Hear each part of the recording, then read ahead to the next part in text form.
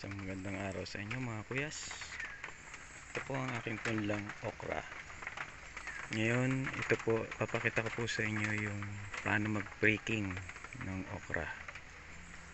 Ayan. Ito po. At dito ko po siya ililipat isa-isa. Dahil nagtataka po kayo kung bakit pinupunla ang okra. Para sa akin, mas magandang pinupunla ang okra. Bukod doon, tipid ang oras sa pagdidilig at siguradong buhay ang mga ating pananim na ililipat sa ating taniman.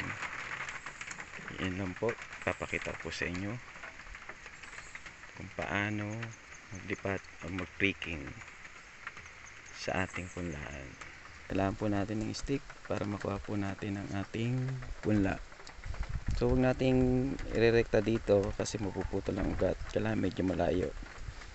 Iangat lang natin ng konti ang lupa. Yan. Dahil malambot na siya, pwede na natin kunin. Very gently. Okay. Saka natin ilipat dito sa ating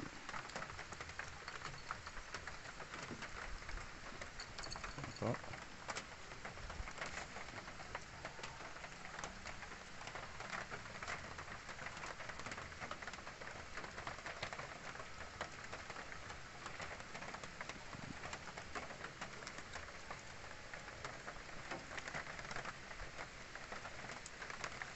Dahan-dahan lang po para hindi po mabali ang mga ugat. So para sa akin okay lang naman bumalik ko ang ugat, basta wag lang pong napuputol.